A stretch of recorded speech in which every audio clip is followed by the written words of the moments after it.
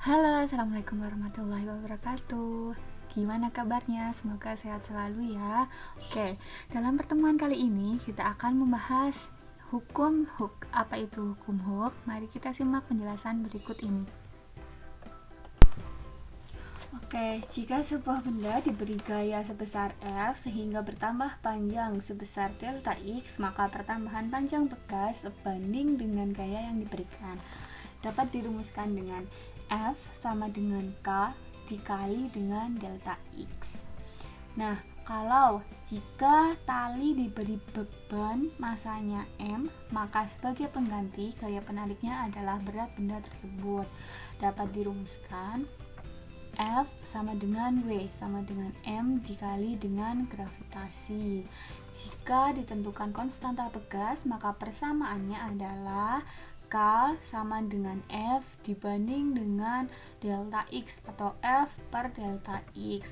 Nah, di mana F itu adalah gayanya, K itu sama dengan konstanta Pegasnya, M sama dengan massa bebannya, dan delta X sama dengan pertambahan panjang Pegas, dan D sama dengan percepatan gravitasinya.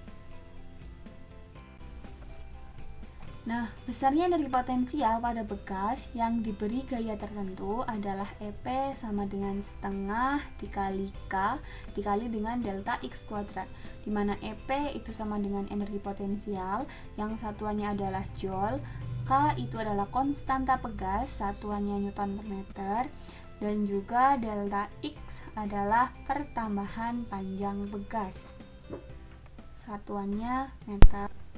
Oke, contoh soalnya. Sebuah pegas mula-mula panjangnya 10 cm, kemudian diberi beban 400 gram, sehingga panjangnya menjadi 20 cm. Berapa konstanta pegas dan energi potensialnya? Yang diketahui di soal di sini adalah panjang mula-mula atau X-nya adalah 10 cm. X2-nya atau panjang akhirnya adalah 20 cm dan masanya adalah 400 gram. Kita langsung ubah menjadi kilogram. Jadi 400 dibagi 1000. Jadi ketemu 0,4 atau 4 dikali 10 pangkat min 1 kilogram. Yang ditanya adalah konstanta pegas atau K dan juga energi potensial atau EP. Nah, K itu kan sama dengan F dibagi dengan delta X. Tapi karena di sini F-nya belum ada, kita cari F-nya dulu dengan cara M massa dikali G gravitasinya. Nah, gravitasi di soal ini kan tidak ada. Kita boleh pakai 10.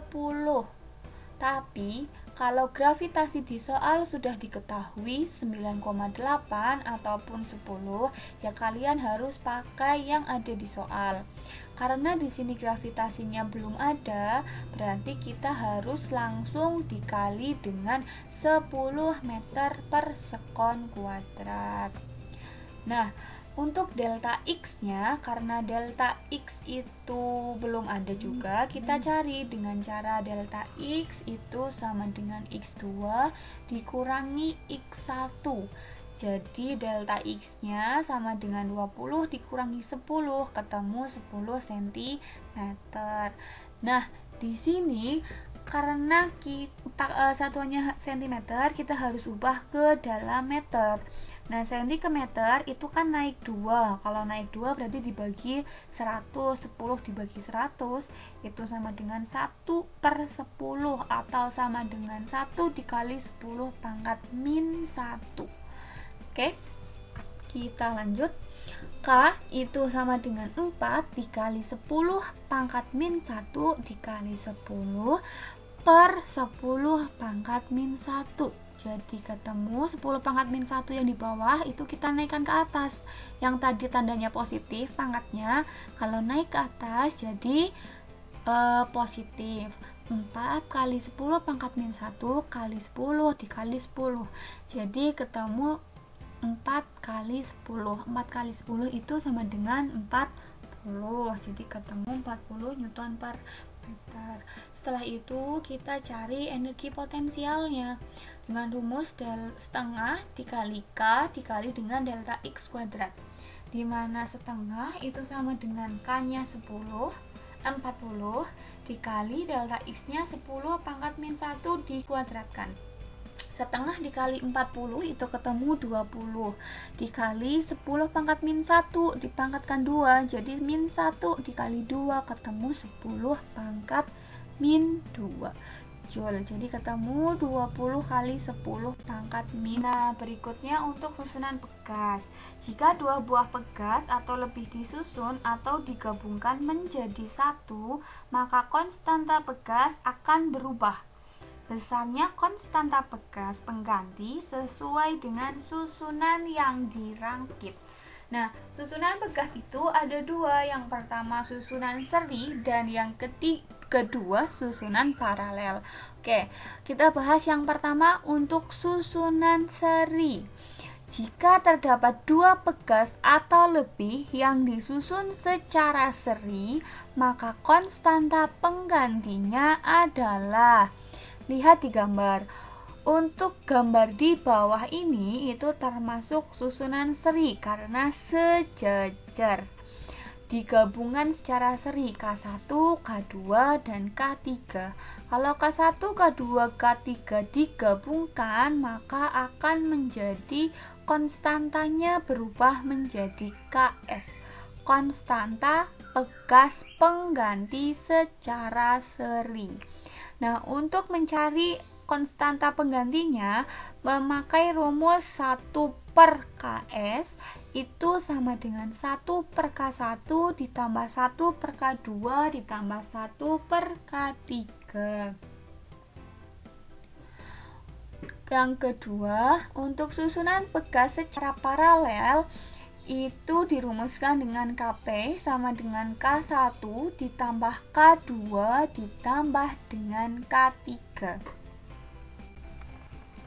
Contohnya, dua buah pegas masing-masing konstantanya 30 Newton per meter dan 60 Newton per meter. Kemudian diberi gaya 20 Newton. Berapa konstanta pegas pengganti secara seri dan paralel? Oke, yang diketahui di sini adalah F-nya 20 Newton, K1-nya 30 Newton per meter, K2-nya 60 Newton per meter. Yang dicari adalah Ks dan Kp. Nah, untuk Ks, rumusnya adalah 1 per Ks sama dengan 1 per K1 ditambah 1 per K2. Karena di sini pegasnya hanya ada 2, jadi hanya sampai di K2. 1 per Ks itu sama dengan 1 per 30 ditambah 1 per 60. 1 per Ks sama dengan, nah karena penyebutnya beda, kita harus menyamakan penyebutnya terlebih dahulu. Berarti kita jadikan 60. Nah, kalau dijadikan 60, 1 per 30 itu jadi 2 per 60 ditambah 1 per 60. Jadi ketemu 2 ditambah 1 itu sama dengan 3. Sedangkan penyebutnya tetap 60. Nah, 1 per Ks itu sama dengan 3 per 60. Nah, kalau Ks-nya sendiri berarti dibalik, 60 dibagi 3. Ketemu Ks-nya adalah 20 Newton per meter. Sedangkan untuk Kp tinggal dijumlahkan K1 ditambah K2, 30 ditambah 60 ketemu 90. Contoh soal yang kedua. Dua buah pegas disusun secara paralel dengan masing-masing konstanta 40 Newton per meter dan 60 Newton per meter. Kemudian diberi gaya 10 Newton. Berapa konstanta pegas pengganti dan pertambahan panjang pegas total? Oke, di sini yang diketahui F-nya sama dengan 10 Newton, K1-nya 40 Newton per meter, K2-nya 60 Newton per meter. Yang ditanyakan adalah konstanta pegas pengganti dan juga pertambahan panjang pegas total atau delta X-nya. Oke, pegas ini disusun secara paralel. Jadi untuk konstantanya kita hanya perlu menjumlahkan, yaitu K1 ditambah K2, 40 ditambah 60, ketemu pegas penggantinya adalah 100 Newton per meter. Sedangkan untuk delta X itu sama dengan F dibagi dengan Kp.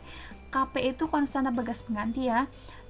F-nya 10 dibagi konstantanya tadi ketemu 100, jadi 10 dibagi 100 ketemu 0,1 meter, atau delta X-nya ketemu 100 cm. Oke, yang ketiga untuk susunan Bagas gabungan. Nah, contohnya seperti gambar di bawah ini. Ada K1, K2, dan K3. Untuk K1 dan K2 itu digabungkan secara paralel.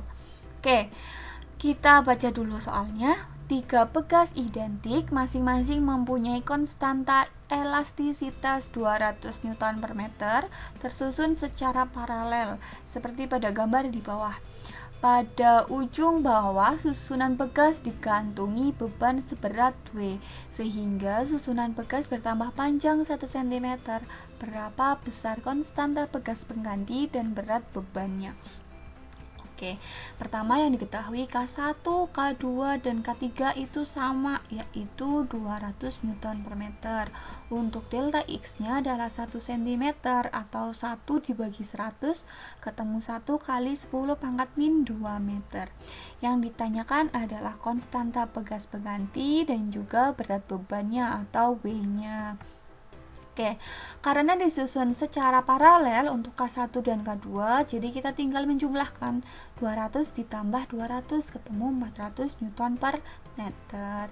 Nah, maka gambarnya akan berubah menjadi susunan seri, yaitu antara Kp dengan K3.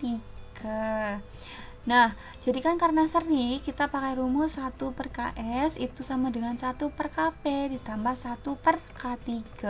1 per Ks itu sama dengan 1 per 400 ditambah 1 per 200. Nah, di sini penyebutnya itu beda lagi. Jadi kita samakan dulu. Yang tadinya 1 per 200 kita ubah menjadi 2 per 400 biar penyebutnya sama-sama 400. Jadi ketemu 1 per Ks-nya adalah 3 per 400 atau Ks-nya sendiri sama dengan 400 dibagi 3 Newton per meter. Nah, untuk beratnya kita cari menggunakan rumus F itu sama dengan K dikali delta X. Ingat, kalau F itu sama dengan berat benda atau sama dengan W. Jadi F sama W itu sama. Oke, W itu sama dengan 400 per 3 dikali delta X-nya 1 kali 10 pangkat min 2. Jadi ketemu berapa?